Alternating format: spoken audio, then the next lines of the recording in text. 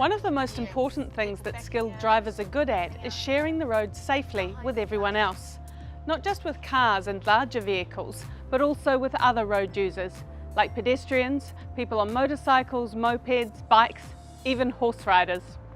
It's easy to fall into the habit of only looking for cars and larger vehicles and not see other road users, especially bikes and motorcycles, which are smaller and often use different parts of the road to cars. So, here are some tips for making sure you're never the driver who says, "Sorry mate, I didn't see you." Okay, should we go? Yeah. Common places where drivers fail to see other road users are at intersections, when coming out of driveways or car parks, and at roundabouts. Remind yourself to check for bikes, motorbikes and pedestrians at these places, and take a second look if necessary. Always slow down and be prepared to stop near schools, shopping centres, bus stops and pedestrian crossings and other places where pedestrians may suddenly walk out in front of you. Oh, and pedestrian. So you couldn't see him because of the parked car, and then suddenly he's, Popped crossing. out of nowhere. Yeah. When you're turning left at an intersection or a driveway, or when you're leaving a roundabout, you need to get into the habit of checking to your left for any cyclists coming up beside you who are going straight ahead. If there is someone, wait until they've passed before turning.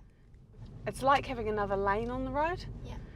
When you're turning right at an intersection, you need to make sure you check for oncoming motorcyclists and cyclists that are going straight ahead or turning left. The other tricky situation is when you have to cross a cycle path where cyclists can travel in either direction. Here, you have to look in both directions along the cycle path for cyclists, as well as checking the rest of the traffic. Another situation where drivers need to take care is when passing cyclists and mopeds. When you are passing cyclists in particular, you need to give them plenty of room. The official recommendation is at least 1.5 meters. You don't need to try and nip out in front of her. But this would be okay. You could, but that bend you might have oncoming traffic. Like this? Okay. So that's a classic example. It's much better just to remain patient and you're safe now. That's great. To pass cyclists or moped riders, you usually have to move towards the centre of the road and sometimes cross the centre line. Make sure the road ahead is clear enough and wide enough to pass safely. Remember your usual 3-step routine of mirror, signal, shoulder check. Make sure you're well clear of the cyclist before you move left again. Drivers sometimes misjudge how fast cyclists can travel and cut in too early.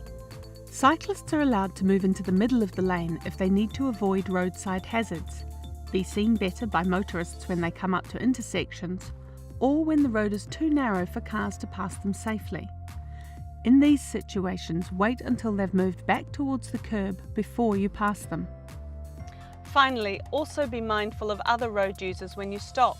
Check your mirrors and over your shoulder before opening any car doors. A good habit to get into before you open the door is to turn your body to look behind you, checking for other road users.